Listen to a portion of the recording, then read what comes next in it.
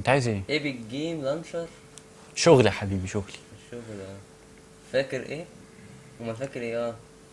تويتش. تويتش. تويتش. اسمه تويتش زي سبونسر. اسمه تويتش. طبعا. كنت عايز افتح صباح ايه؟ الخير. مفيش انستا، مفيش فيس، مفيش اي بتاع كده. لا طبعا. تعالى يا عم كوكا كول. خد ستوري بقى لو انت عايز حاجه. حلوه بتاع دي. يلا يا بهوات، يلا يا بهوات، تليفونات سيب. خد بالك انا شغال. عايز ايه يا حبيبي؟ انا شغال. عشان انا بشتغل عشان بودكاست على فكره. انا اللي محضر. مع ان امي قالت لي اجيب لك لابتوب، وقلت لها لا، شكلي هرجع في الكلام ولا اجي بيه. بص طب تليفونات، احنا قلنا قبل التصوير مفيش تليفونات، كله بيتقفل، وقلت الحلقه دي بالذات لو في بتاع هنفخه. اهلا بيكم في اولى حلقات البودكاست. طبعا بنجرب حلقه بسيطه بودكاست، اكيد لما يبقى نطلع قدام يبقى في تطور، لكن بودكاست بدائي شويه. هي فقره عبثيه. احنا امبارح في رياكشن كنا بنتكلم عن حاجات كتير بغض النظر عن الماتش، فقلنا نعمل كل ده في بودكاست ونتكلم على كل المواضيع. من ضمنها طبعا السيتي وفوزه بدوري الابطال، وجوارديولا هيعمل ايه قدام، فوز الاهلي امبارح بدوري ابطال افريقيا، والدوري الانجليزي والصفقات، وارسنال وليفربول وبرشلونه وريال مدريد والفلوس الكتير اللي هتتضخ الفتره دي، وطبعا اهم موضوع ميسي والدوري السعودي. فقبل ما نبتدي الحلقه ما تنساش تعمل لايك سبسكرايب ويلا بينا. طيب نبدا بالاول. بالبرشلونه. نبدا لا بدوري الابطال. برشلونه بقى يعني بص من اسهم واحده واحده. نبتدي بدوري الابطال. اكيد كلنا شفنا الفاينل. اكيد. السيتي هيعمل ايه بعد كده؟ يعني خلاص جوارديولا حقق التارجت، اخد البطوله، اخد الثلاثيه، عمل تاريخ، بقى تاني فريق في انجلترا يعملها بعد مانشستر يونايتد، وجوارديولا كتب تاريخ لنفسه كمدرب. وهل هيبقى في صرف تاني؟ هل هيدعم الصفقات؟ ما بيتكلمش غير على كوفاشيتش وجندوجان احتمال يكمل. هل شايف ان السيتي خلاص يعني السنه الجايه ممكن ما يبقاش مهتم بالدوري او دوري الابطال، ولا هيبقى منافسه شرسه اكتر من الاول؟ انا هقول لك على حاجه. عمرك شفت ريال مدريد ادى وحش في دوري الابطال؟ في فترات قد فيها وحش، ايوه يعني انت عمرك شفته بس دايما مرشح. بعد ما جاب بعد ما جاب دلوقتي بطوله نام وما جابش اللي بعديها؟ لا ليفربول لولا ما هو بص، السيئة اللي هي لا فيها لا دلوقتي. هو كله هينافس، بس في فرق انت بتنافس عشان انت عايز انت خلاص انت تارجت سيزون لازم تاخدها، وفرق انت بتنافس اللي هو والله عرفت تاخدها اوكي، ما عرفتش خلاص. هل جوارديولا هينافس اللي هو ايه، ممكن اسيب للفرق دوري انجليزي خلاص هو مش لازم، ممكن مثلا يركز على الابطال بس، هو لو لقى السنة ولا الجاية هيقفل اللعبه تاني؟ على حسب هو عمل ايه. لو لقى السنه الجايه الموضوع بقى صعب معاه مثلا في الدوري، وان هو دوري ودوري ابطال مع بعض مش هيقدر يمشي مع بعض، ممكن يسيب حاجه يعني اللي هو يخلي حاجه تمشي في حظها، اللي عرفت تاخدها ما عرفتش خلاص. بالظبط كده. بس انا اظن ان هو مفيش فريق بعد ما ياخد بطوله هيسكت، هيبقى عايز ياخدها تاني. انا بتكلم مش كل البطولات انا بتكلم هو ممكن دلوقتي خلاص يعني في عقد دوري الابطال اتفك، ممكن يفضل مركز في دوري الابطال ويسيبه من العقده دي كانت عندنا الدوري الانجليزي. الدوري الانجليزي ويريح بقى، مثلا يقول خلي فرق تاخده، ليفربول، ارسنال، اي فريق ياخد الدوري الانجليزي. العقده دي ما كانتش عنده هو، لان هو عارف ان هو هيجي هياخد العقده دي. يعني هي هو اصلا كان جاي عشان ياخده. احنا اللي بنقول ان هي عقده، ما هو هي عقد. مش عقده عنده. اخدها هاخدها تاني، ايه عادي. انت شايف ايه؟ انا شايف ان هي كلها سنه سنتين، وبيب جوارديولا هيطلع من السيتي ويشوف نادي تاني. هو كده السنه الجايه شايف ان هو ممكن ينافس على الدوري السنة الجاية ولا؟ شايف انه ممكن ينافس على دوري الابطال، وهيسيب الدوري بقى. يعني انت شايف ان هو شايف انه دوري الابطال يعني ممكن يفكوا من الدوري؟ لان هو لو كمل في الدوري، بس الدوري بقى دوري فلاحين خلاص. هيبقى كل سنه بياخده، كل سنه معروف مين البطل. يعني انا كواحد بشجع برشلونه، والله مش قصدي يعني عشان ريال مدريد والغريم وبتاع وكده، لا، بس انا خلاص ريال مدريد لو كسب دوري الابطال تاني انا هتبقى بايخة. هبطل اتابع كوره فعلا. هتبقى بايخه يعني. هو الراجل ما يكسبش عشان حضرتك ما تبخش معاك. مش بتكلم على كده، بس ريال مدريد يعني 14 كتير. ماشي. طب ما الاهلي اخد انت اللي وراه 43 مره اخد دوري مصر. لا احنا بنتكلم انت يعني ماشي دوري مصري، دوري يعني انت دوري فلاحين. اصل هو هي الفكره برضو دوري، وانت بتتكلم مثلا دي بطوله قاريه، فانت ريال مدريد بابا البطوله 14 بطوله، انت ورا ميلان بسبعه، الفرق الدبل. طب ما الاهلي بقى 11، اقل اقرب واحد وراك مين؟ ماشي دي القاره الافريقيه، انت بتتكلم على القاره اوروبا، في فرق مش كبير. معناه ان انا مش حاسس ان انا اكسب البطوله دي. ما هو انا لو ما كسبتش البطوله دي هاخد تمويل من الاداره ازاي؟ ما هل بقى دي بقى نقطه لسه هحكي لك فيها، التمويل. هل هنشوف السنه الجايه سيتي بيدي جوارديولا فلوس كتير ويقول له مثلا معاك 500 ايوه مليون انت كسبت دوري جيب اللي انت عايزه؟ كسب دوري وكاس تشامبيونز ليج. هل هو هيجيب بقى ولا لا؟ ما هو الاداره اكيد هتقول له مثلا معاك كذا هيجيب ايش، بقى، هيبدا يجيب هو إيه؟ هيشتري. هو هيبدا يجيب ايه؟ انا مثلا عندي مشكله دلوقتي، كانسيلو طلع، محتاج باك رايت، محتاج باك ليفت، محتاج باكين، لان برضو يعني لازم. ولو جندوجان ماشي محتاج خط وسط. بالظبط. ووكر كبر، كذا حاجه يعني. محتاج تدعيمات. هو في كلام ان هو كان هيفور الفريق كله، يعني في لعيبه كتير هتمشي، مم. وبس يعني خلال سنتين هيكون فور الفريق وجاب لعيبه كتير، والكلام ان هو طالب لعيبه كتير قوي يجيبوها، بس كلام رسمي على لعيب داخلين يخلصوه هو كوفاشيتش بس. فده اللي مخلي الناس مستغربه، هل هيفور هل لا؟ كلام انه هيفور وبيتكلم مع كذا لعيب، بس مين اللعيب مفيش كلام.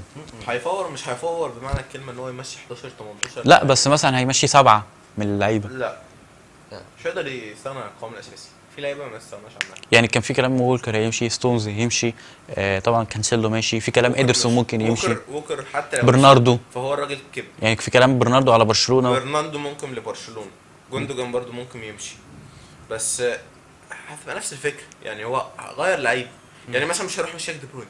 ما انا بقول لك مثلا هيغير مثلا 5 6 من اللعيبه ويجيب غيرهم، هيبقى مثلا من الوسط والدفاع، الهجوم مش هيغير حد. ما عندوش بدايل لنفس الجوده، مش هتلاقي بدايل في ما العالم. هيشتري، ما هو مش عندوش بقى، هيشتري بقى ما لا انا قصدي ما فيش في السوق، بدايل. مفيش. ايوه ما فيش بدايل في السوق، في السوق تغطي اللعيبه دي. بس هو بيقدر يحاول اي لعيب، يعني الفاريز راح جابه ايه ده، ماشي بس اخد في سنه ما كل هو مش حاجه. معنى ان انا اروح اجيب لعيب واحوله، بس يبقى عندي لعيب اساسي يلعب مكانه. ده لما ابقى انا مثلا ايه برناردو سيلفا، انا عارف ان هو مثلا كمان سنتين هيمشي، فاروح جاي السنه دي يجيب لعيب هيدعمه بس. يعني احنا شايفين هو غير من رودري. كتير. رودري ما كانش ده رودري بتاع اتلتيكو، كان في فيليبس جايبه، كيلفين فيليبس، في لعيب عنده بيشتغل مكانه علشان لما يبقى رودري يبدا يرجع او رودري يبدا يكبر فيليبس وراه يدخل مكانه. انما ما ينفعش امشي اللعيب وارجع واجيب لعيب تاني. لسه انا لسه ما اتعودش، لسه ما فاهمني. فاهم. ده ممكن يحصل لو 2 لعيبه مثلا، انما انا مش هفور الفريق واجيب مكانه فرقه جديده. انت شايف ايه؟ شايف مش هيعمل ولا صفقه، لانه الفريق يعني لسه في صحته. في لعبه كتير صغيره، اولهم ايرلينج هالاند، جوليان الفاريز، روبن دياز. انا بتكلم عن مثلا خط الدفاع وخط الوسط، يعني انت بتتكلم لعيبه السيتي، انت بتتكلم اللي ممكن يمشوا. انت ممكن تتكلم على برناردو سيلفا، احتمال برناردو سيلفا يروح طبعا برشلونه، ده هنتكلم عليه في جزئيه برشلونه. رياض محرز ممكن يمشي، في كلام على اديسون بس مش دلوقتي، ممكن كايل ووكر يمشي، جون ستونز يمشي، في لعيبه ممكن تمشي من الفريق، لابورت ممكن يمشي. بس هم دول اللي ممكن يمشوا. لو مشى ستونز هيبقى قرار جيد. هو عنده 4 مدافعين، ستونز، دياز، ولابورت. هيحتاج اكيد واحد كمان، ما هو لما انت لو لابورت مشى وستونز مشى هيحتاج 2 كمان. هيحتاج الفكره مين؟ يعني مين اللي ممكن جوارديولا يبص عليه؟ هل هيجيب حد مغمور زي مثلا الفاريز، ولا هيجيب لعيبه توب؟ لا انا شايف ان ممكن احسن حاجه اوباميكانو. اوباميكانو اه بس بيعمل كوارث. ده كوارث مع نرجسمان، انت هتقارن نرجسمان اسمه ده بجوارديولا؟ لا انا بس عندي سؤال. هو انت قاعد دلوقتي وهتقول ده جاي وده جاي، ما انت لازم اللي جاي ده يبقى عنده مثلا مشكله مع فريقه، عنده مشكله في عقده مش لازم، ما انت ممكن تعرض عرض عادي مثلا اوباميكانو مثلا اخلص فيه 80 الاداره تقول ماشي خده. اقول لك جوارديولا راح يجيب فان دايك ممكن. انا مش بقول لك يجيب، انا بقول ممكن. لك احسن من الكلام كل انت لعيب ممكن، بس يعني توقع، يعني بص خلينا نعملها زي لعبه، توقع لعيب هيمشي انا ومين بديله. توقع اي حد، يعني انا هبتدي، انا متوقع اللي هيمشي برناردو سيلفا، بديله مين مش قادر احدد الحقيقه، بس انا شايف ان ممكن يكون يا عم لا خلينا نتكلم بجد. هينزل في بيته يا عم ده واخد 2 دوري ابطال وقاعد في البيت. خلينا نتكلم بجد، انا شايف برناردو سيلفا ممكن يمشي، وممكن يجيب حد مثلا من الفرق اللي هي زي برايتون، برينتفورد، او ممكن يجيب حد من الفرق دي. شايف مين ممكن يمشي؟ حاسس ان محرز هيمشي. ومين بديله؟ مين هيمشي؟ قول بديله. ممكن ماديسون سيتي يخطف بس ماديسون خط نص، تجيب حد فيرورد. هو حاليا جوارديولا بيلعب بخطه 3-2-4-1. ايوه اصل ما اعرفش. ماديسون شايفه قريب لفرق تانية غير السيتي، هو السيتي مش داخل فيه بقوه الحقيقه. بص هو لو رياض مشي وقرر انه يمشي، سيتي هيروح على ماديسون. طب انت شايف مين ممكن يمشي ومين بديله اللي أنا انت شايف حاسه انه ستونز. يمشي؟ ستونز يمشي؟ ستونز يمشي مين بديله وبمكان. حاسه ممكن اه يجي مكانه؟ هو بحس انا ما ساعات بحس ان ستونز مش توب، امم وبمكانه ساعات بحسه احسن منه شويه، امم وهيسد يعني. وبمكانه لما لعب تحت ايدنا الجسم اخطاء، امم تخل اخطاء، امم بس لما تتكلم في اسمه ده، في خبره مدرب وفنيته وعقليته زي جوارديولا، ممكن يطلع خلي الصحراء تطلع ميه.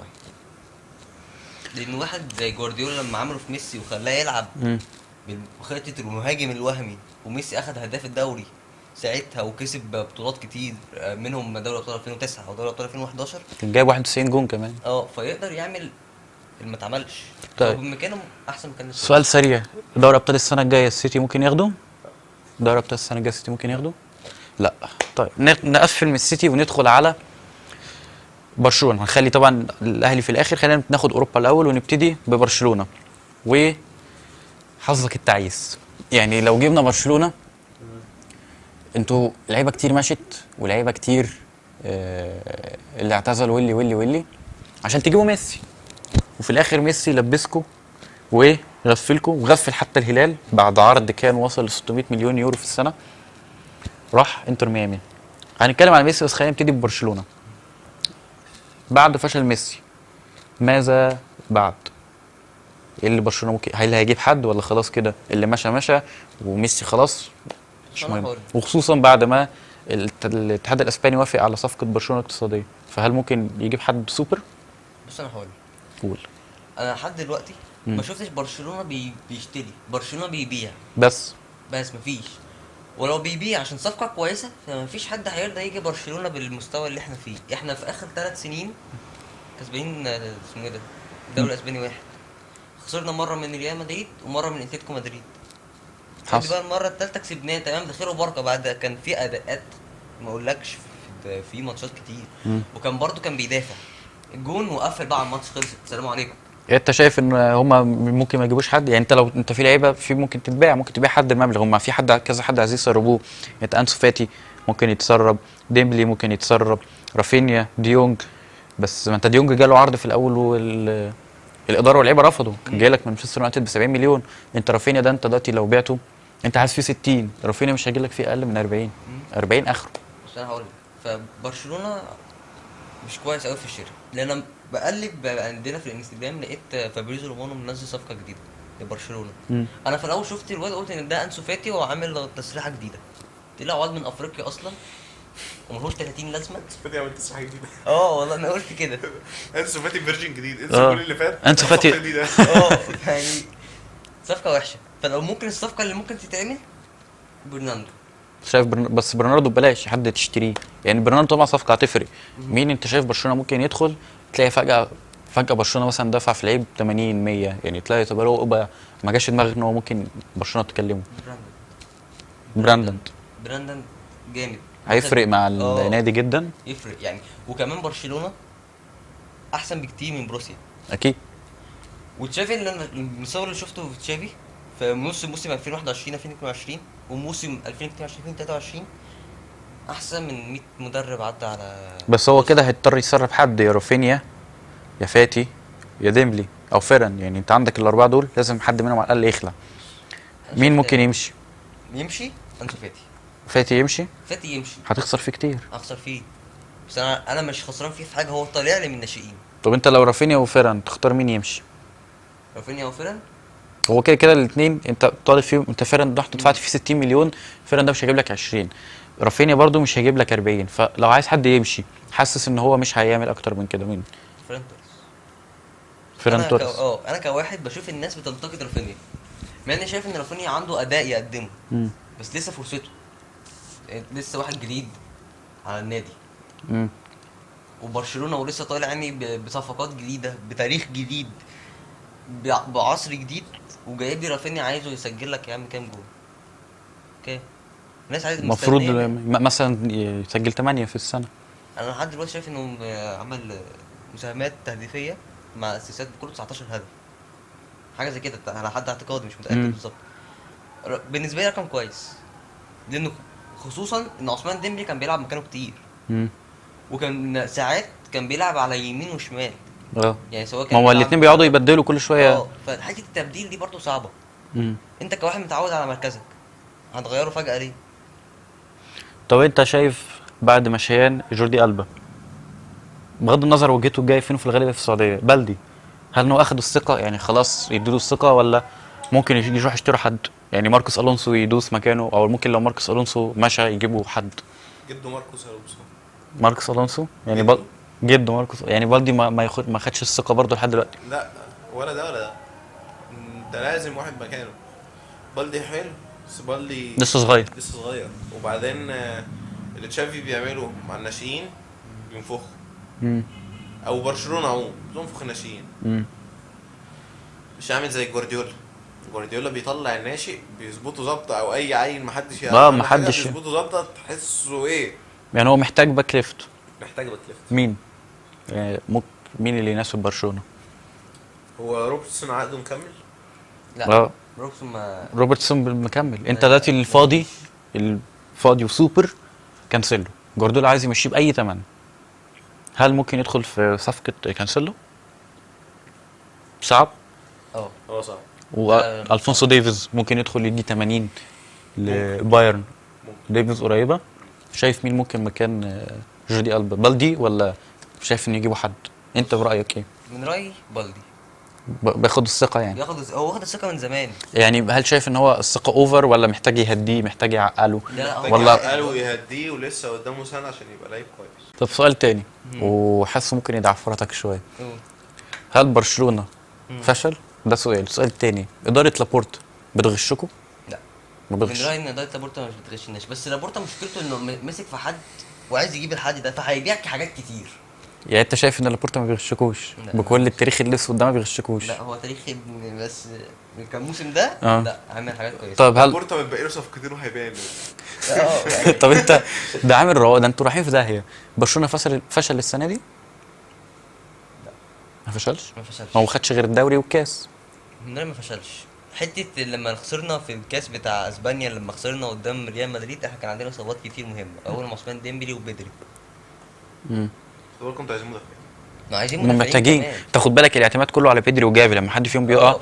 انت ماتش بيروح. انت في ماتش يونايتد تقريبا في حد منهم غاب. بدري بدري الفرقه كانت رايحه في داهيه، مش عارفه تبني هجمه. يونايتد كان زانقهم. بوسكيتس ماشي خلاص مش صح. بوسكيتس ماشي وجوردي ألبا ماشي. في كلام على ديونج ان هو لو مانشستر عرض تاني هيقبلوا العرض. فرانك كيسي بيحاولوا يسربوه يكسبوا منه فلوس. فيران توريس، رافينيا، اي حد فيهم هيخرج. ما اعتقدش سيرجيو روبرتو هيخرج بعد ما جددوا عقده. لو ديونج مشي. ممكن كريستنسن برضو يجيبوه اي لو مبلغ. ديونج مشي ديونج مش ماشي، ديونج مش ماشي. برناردو سيلفا هيبقى هو. ما هو كده كده برناردو احتمال كبير موجود. الفكره هل ديونج لو مش هيمشي يعني. مثلا يونايتد السنه اللي فاتت كان وصل لعرض لغايه 100 مليون وهم كانوا عايزين 120. اكيد يونايتد مش هيعرض المبلغ ده، واكيد مش هيبقى محتاج. نفترض ان هو دخل تاني في صفقه ديونج وعرض 70، يوافقوا ولا يرفضوا؟ هيرفضوا. يعني هيبقوا عايزين كام؟ ديونج اخر 90. يعني يعني الماكسيمم بتاعه كام؟ الماكسيموم بتاعه عادي. 140. ايه اللي 140؟ ايه 140 ديونج مش هيمشي من النادي. تجنن السنه اللي فاتت. انا دلوقتي كلام رسمي ان هو في كلام ان الاداره اتفقت معاه اللي هو انت حاول تشوف لك حاجه، لو جالك حاجه كويسه هتمشي. السنه اللي فاتت او السيزون بتاع الانتقالات اللي فات يونايتد لغايه اخر وقت كان عارض 100 وانتوا عايزين 120. رجاله عوار انتقل الى روما. رسميا عوار ينتقل الى روما. يا ابني يعني الكلام ده في حلقه الانتقالات بقى، بتبوظ ليه؟ طب اوروجواي كسب كاس عالم. انت عمال تقرا الشريط اللي تحت. ايه الاخبار دي؟ عايزين نكمل في بلاش عبث. كنا السؤال انت والله حرقك. ديونج. النرويجي كاسبر رود. هنعمل بتاع التنس ونتفرج. ديونج لو مشى بكام؟ الاخبار والمعلومات تابعونا على صفحتنا على الانستجرام بدايه كوره. اللي عايز يشتم انستجرام هديكوا الاكونت بتاعه الخاص اشتموه، ده اللي بينزل. ديونج لو اتزف في غرفه داهيه برشلونه هيطلب كام؟ 120. 120 تاني؟ 120 تاني. لكن لو طلب اكتر من كده انا هقول لك هو هيطلب. برشلونه طماع. انا فاهم. 60 انت 70. دلوقتي خلاص برشلونه عايز يمشيه. انت دلوقتي يونايتد مع العمل مع السنه اللي فاتت مش هيرد لك تاني اخرك 70 80. هي 70 80. انت شايف لو انا يونايتد فرنكي فرينك، انا دخلت عرضت عليك 80. لا استنى بس، انا دخلت عرضت عليك 80 مش هتوافق؟ نفع. انت كاداره برشلونه مش هتوافق؟ انا مش هوافق. انت كاداره برشلونه انا حاجه هتوافق؟ تجيب حوالي 70 80. طب ندخل على اليونايتد. اتفضل. انا البائس بتاع اليونايتد، هناخد منكم ديون. يا عم ماشي ديونج، ماشي يا عم 70 تمام. ماشي. 75. 8 هيمشي. احنا مش هنقعد بقى الشغل اللي خمسة بنقعد وسبعين. نعمله بقى ايه واحنا نايمين بالليل ده. اتفضل اسالوني. اسال اسال ايه رايك مين اللي هيمشي وايه الصفقات اللي جايه؟ ايه؟ اسال. مين اللعيبه؟ في خورس طبعا ده اعرف 60 ده هي اصلا يعني ياكش ما جابش جون في الدوري. ياكش يولع. قول يا اسال. نهار مين اللي طالع ومين اللي داخل؟ مم. مين اللي طالع من الفريق ومين اللي هيدخل الفريق؟ وتتوقع ايه الانجازات اللي ممكن تعملها في الموسم الجاي؟ طيب قبل ما نبتدي الكلام ده، طبعا هو الفريق دلوقتي كاداره في تذبذبات تذبذبات. بسبب في كلام ايه تذبذبات؟ ما في عدم استقرار. ذبذبه؟ ما فيش استقرار. بس ما يا رب مفيش حاجه اسمها تذبذب. ما فيش استقرار في الاداره عشان خاطر انت معاك واحد ضروره ضروري. ضروري ضروري بدل الدال بالضاد. يا ربنا يبارك لك يا شيخ. اسمه ايه ده؟ في كلام دلوقتي ان في حد من قطر اسمه الشيخ كاسمي او حاجه كده عايز يشتري النادي، اها وكل ما الجالرز يعلوا عليه هو يعلي، اللي هو مثلا عايزين كذا عمالين يعلوا. هم كانوا طلعوا من سنتين قالوا هنبيع النادي 3 مليار، هو عارض لغايه دلوقتي 2 وناقص مليار، وفي كلام ان خلاص تقريبا الصفقه تمت وهيعلنوا عنها. خلينا ده لو جه ضخ اموال بالهبل واي لاعب هيجي. في حاله انه ما جاش وهنتكلم كالجالرز مكملين عادي وببخلهم وفقرهم والليله دي. طبعا اللي هيمشي، انت دلوقتي اللي هيمشي يعني لازم يجي مكان واحد او 2 بالاقل. فانت فيخورس ده اعاره فهو كده كده مروح. سابيتسر انا شايف ان هو ما قدمش قد كده، بس اعارته هي لسه مكمله. لو اخد فرصه وادى كويس يشتروه. اللي هو كويس بس ما خدش فرصته في اليونايتد وما خدش فرصته في ما البايرن. هو هو جاي اليونايتد اتصاب، لعب ماتش اتصاب. لما بيبقى سليم بيلعب، يعني تنهاج بس بيلعبه. هي الفكره اعارته لسه مكمله، السيزون لسه بدري عبال ما يبتدي اصبر عليه. يحضر مع الفريق. هو يلعبه في اسمه ده. اللي انا شايف ان هو لا يمشي مارسيال. مارسيال وحش، مارسيال بيلعب لك يعني اتصاب يجي يلعب حلو.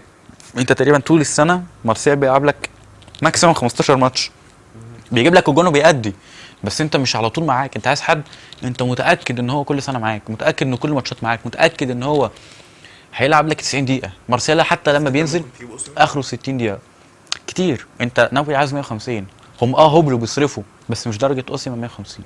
طب هتجيب مين؟ بص هو الكلام على هيري كين، طبعا هيري كين انا شايفه ريال مدريد. بلاله هاري كين مدريد. حتى لو ما يليش على اليونايتد. وكمان هيري كين كبير، 120 مليون في هيري كين كتير، يعني كتير قوي. اللي هو انت لا، انت لو حاولت بقى تتفاوض مع نابولي وتوصل مثلا لصفقه 130 مع اوسيما انت تخلصها. اللي شايف ان هو ممكن يجي مكان يبقى راس الحربه للفريق، ممكن يجيبوا حد شاب صغير يصعدوا حد من الناشئين. لكن كصفقه تارجت انت دلوقتي مفيش راس حربه كتير. يعني في كلام ان هو ممكن، انا شايف ان هو ممكن تامي ابراهام من روما وانترا او عامل موسم كويس قوي مع روما، عايزين ممكن مهاجم يجي. صندوق ولا مهاجم محطة؟ انت عايز مهاجم، هو دلوقتي اللعب بيتبنى ومثلا اغلبه يبقى كروس او اغلبه عرضيات، فانت عايز حد عايز واحد جسم جسمه واحد شبه اوسم. مع حد زي اوسيمان. تامي ابراهام رخيص مش هيدفعك كتير، برضو اخره 70 80 يا عم 100. صغير كويس، كان في الدوري الانجليزي اشمعنى ده 100؟ شغال عشان صغير. حماد كام سنه يعني؟ اللي كام سنه مش هدفع انا في ديونج 80، الاداره مش هتدفع. ولا اسكت انا. بعدين مش يعني انا واحد مش من اولويتي. انا راس عندي حربه كازيمير وعندي فريد وعندي مش عارف مين وثابت مين. وعندك. خلاص عايز يسيبهن بقى. لا هو هي الحسنه الوحيده اللي موجوده في ام النادي ابن فانت بتتكلم ان انا شايف تامي ابراهام كويس ممكن يجي. مع فكره الاعاره ابدت فشلها، يعني انت جبت في خيرست اعاره ابدا بالفشل الذريع. شايف ايه مستقبل بيليستر وجرانيتش؟ هو جارنيتشو اللي اخد حقه اكتر من بليستر. بليستري مش يعني شايف ان هو يديله، هو كويس. هو يعني لما كان هم في الناشئين كلام ان بليستري ده هيبقى جبار وجارنيتشو هيبقى حلو بس مش زي بليستري. حصل العكس وبقى جارنيتشو هو الاسطوره، وهو افتكر جارنيتشو هيبقى الاسطوره مش عارف ايه. جرانيتش ما كانش اخد ثقه وما كانش عليه ضجه اعلاميه، فعشان كده انفجر لما طلع واتشاف قدام الاعلام. هو بص بيليستري ما كان عليه ضجه جارنيتشو هو اولا لفه كبيره وكان من ناشئين فرق كتيره، وهو وهو في الناشئين، يعني انا اعرفه من 3 سنين من ايام ما كان في الناشئين، وشفته تعرفوا منين ده يا اسطى؟ والله شفته من 3 سنين في الناشئين. شفته فين؟ والله بقلب بالصدفه لقيت ماتش يونايتد على سكاي سبورتس، دخلت لقيته كان ماتش يونايتد وكان جارناتشو موجود. بعد ما خلصت فتحت الفيس لقيت هشام ماجد كاتب، حاطط واخد صوره من الماتش انا لسه بتفرج عليه، وكاتب افتكروا ده يبقى جامد، فحسيت ان دي اشاره. اه انا حسيت دي اشاره دي اللي اداله الثقه واللي خلاه يدوس ان هو قدوته كريستيانو، ولما طلع لقى الفريق في موقف صعب والحسنه الوحيده كانت كريستيانو، وشاف ان دي فرصه. كريستيانو مين يا عم ده؟ كان سنه كبير وعامل مشاكل مع الاداره وحالته حاله. لا الموسم اللي قبليه هو موسم قبل لما حبيبي كان هداف. اداله ان هو اسطورته، وهو مش هيجيله فرصه زي دي تاني. يعني انت دلوقتي كله لعيب، الناس كلها نفسها تلعب جنب ميسي وكريستيانو، انت خلاص جاي في اخر ايامهم ودي فرصتك الوحيده ان انت تلعب وتثبت نفسك، فاكيد ضغط وداس. هو لعيب كويس، هيبقى اسطوره، هيأدي كتير. الفكره ان انت اليونايتد يقدر يحافظ عليه، انت جددت عقده، بس انت محتاج ان انت تديله صلاحيات، اللي هو تغير له رقمه، تخليه يلبس 7، تخليه اساسي، تطوره، تشغله. انا شايف ان هو ممكن بعد السنه دي انت هتحتاجه، السنه اللي بعدها تطلعه اعاره سنه، ياخد خبره، يجي تدوس وتشغله اكتر، تحافظ عليه قد ما تقدر. ولما تبيعه تعمل زي كريستيانو، بعد 4-5 سنين لما تاخد بطولات او تاخد اي انجازات تطلعه 120 مليون 100 مليون، هيبقى جامد جدا. كمان 5 سنين 120، كمان 5 سنين 120 دول شايف ايه ما كمان مستقبل 5 سنين. سانشو في اليونايتد؟ سانشو هيطلع 38 دقيقة. كويس والله. مش ده كام؟ البودكاست هيبقى نص ساعة بس، يعني انا هنقصقص 10 دقايق هبل. ده 38 دقيقة، ده متأخر عن ده بدقيقة. كام ثانية؟ ما ده اللي بادئ الاول. ده اللي بتقريبا 14 ثانية تقريبا. يا عم ارسنال اها خسرت الدوري اها موسم انت جاي تحفل يعني ولا ما تنجز يلا؟ موسم حلو جبار. اها كلام على ايه؟ صفر. كلام كمل عارف. هنتكلم بجد، لا هتكلم بجد. انتقالات كتير، انت خدتوا مني موجود في حلقه انتقالات، اللي شاف طبعا حلقه انتقالات موجوده ارجع شوفها، مش هقعد بحط الاي كل شويه. ما بقتش ريت. انا مش قلت مفيش تليفونات في الاستوديو؟ ما فيش صوت التصوير. بقى في ايه؟ اتفضل رد، عشان طلع بره التصوير اهو، طلع بره كده ولا لا؟ اتفضل. رد. شربت حضرتك؟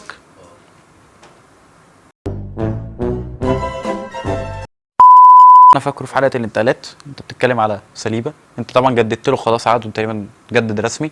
بتتكلم على تيليمانس، ديكلان، انت بتتكلم على تشافي سيمونز، بتتكلم مع كايسيدو، في كلام على كانسيلو، في كلام على بالاجون، يعني في كلام عليه كتير. بص انا هقول لك على حاجه. شايف كانسيلو كل دول مين جاي؟ بيتكلم عن كانسيلو، كله بيتكلم عن كانسيلو. ما هو كله بيتكلم عن كانسيلو، بس انتوا في حاله فشل كايسيدو انتوا اقرب حد لكانسيلو.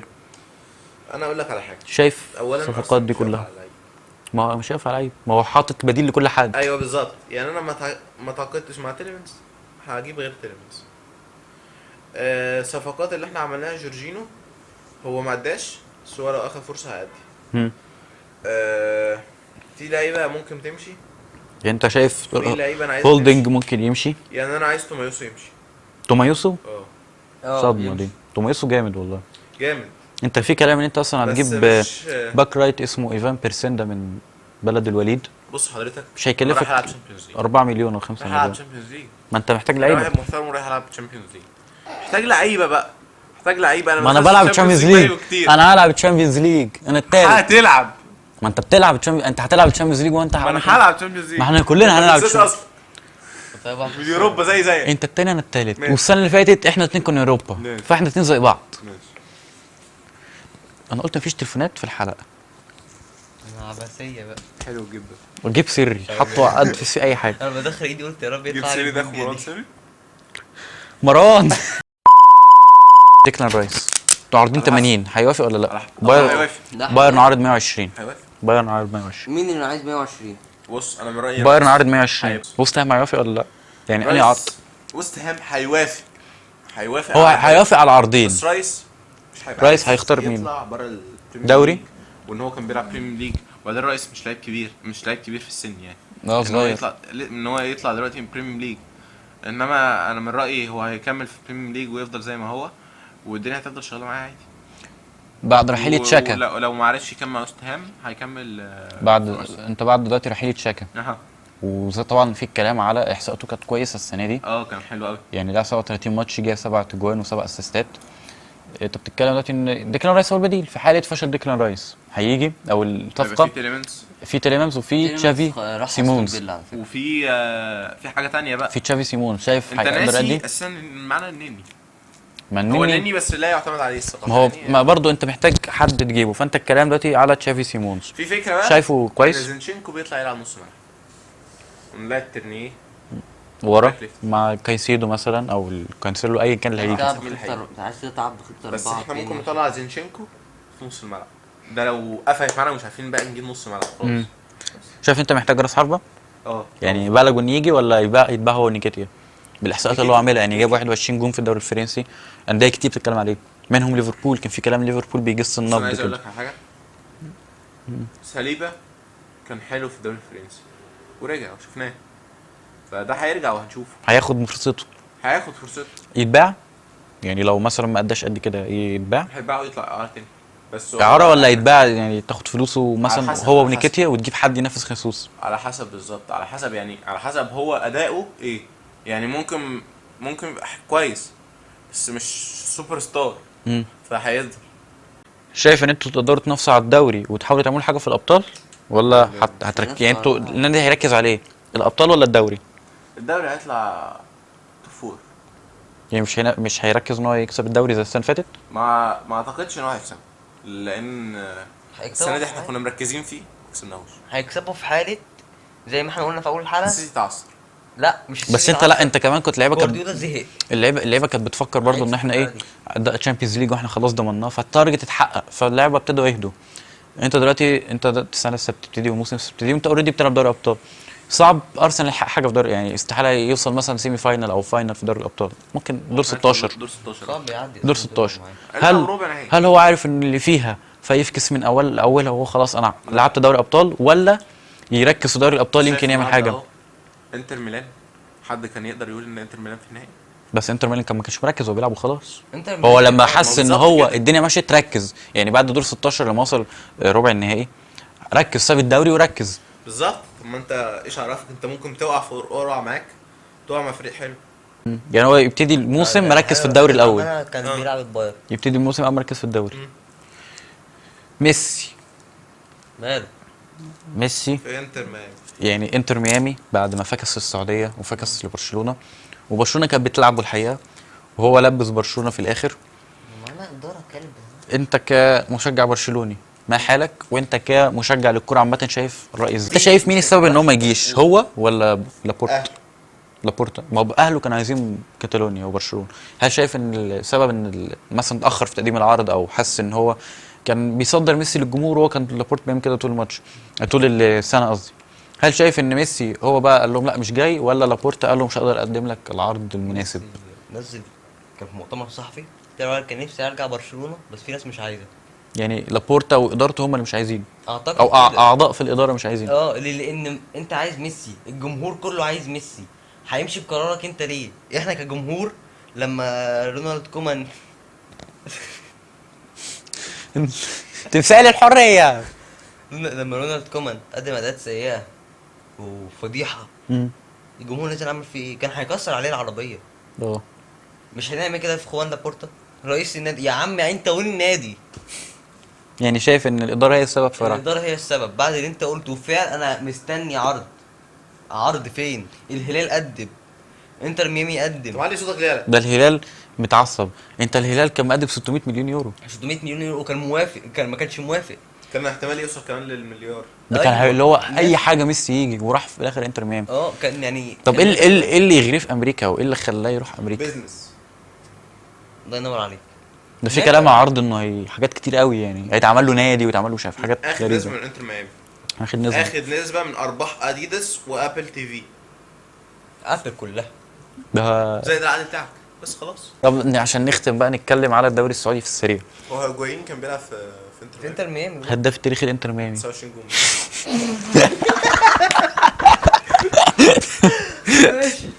عايزين نختم. الهداف التاريخي 29 جون. يا اسطى انت عايز تعرف حاجه صغيره؟ انتر ميامي ده متاسس سنه كام؟ 2018 2018. بيك 18. مش بيكهام 13. بيكهام اسسه سنه 2018.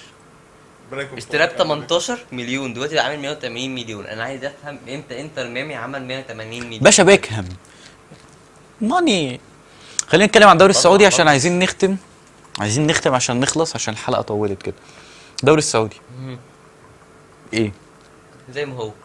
يعني؟ انت بنزيما، كانتي، مودريتش خلاص حاجة عايز مدافع. رايح، لعيبه كتير جايه. ميسي، انت راموس رايح. انت بتتكلم دلوقتي اللي أهلي رايحين جدة. يا- راموس اهلي جده، حاد. مودريتش انت ابتديت تتكلم على راموس اهلي، مودريتش الاهلي، بنزيما وكانتي الاتحاد، ورونالدو في النصر، وفي لعيبه كتير احتمال تروح. شايف الدوري السعودي يبقى من اقوى الدوريات الخمسه في العالم أها.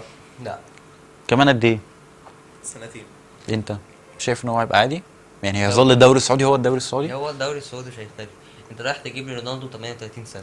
بنزيما الفكره مش في كده، 34 الفكره سنة. مش، ما انت الفكره انت مثلا، ما انا كنت قلت كده في الحلقه ان هم اكبر، بس هم انت مثلا رونالدو كان سنه ويبطل، دلوقتي ممكن سنتين. بنزيما كان سنتين ويبطل، دلوقتي ممكن 4. بتتضاعف. بس وين برضه ما شفناهوش في اول ماتش. مع اول ماتش بس في النهايه اخذ البطوله وغفلنا كلنا وراح انتر ميامي. بس كان دي اولى حلقات أمال فين البودكاست. السعوديه؟ احنا لسه خلصنا بدانا. ما خلاص، ما انت قلت الراجل جاوب وانت جاوبت وانا جاوبت. انا شايف ان الدوري السعودي لا. هيبقى دوري جبار الصراحه. مش هيبقى دوري جبار. بس وكانت دي اولى حلقات البودكاست. لو عجبتكم هنعملها، ممكن نخليها فقره اسبوعيه لكن مع بدايه الموسم. انا عندي حاجه احلى من البودكاست. ايه؟ كلام على الكنبه. ما احنا على الكنبه. ما انا بقول لك كلام على الكنبه. كلامك اه ما احنا نقعد ونصور بقى. حمار. انت عايز ايه؟ الفقره اسمها اه كلام تبقى على الكنبة. الفقره اسمها الكلام على الكنبه. ممكن نخلي الفقره اسمها الكلام على الكنبه. قولوا لنا رايكم في الكومنتات. وهي دي الحلقه، ما تنساش تعمل لايك، سبسكرايب، وسلام.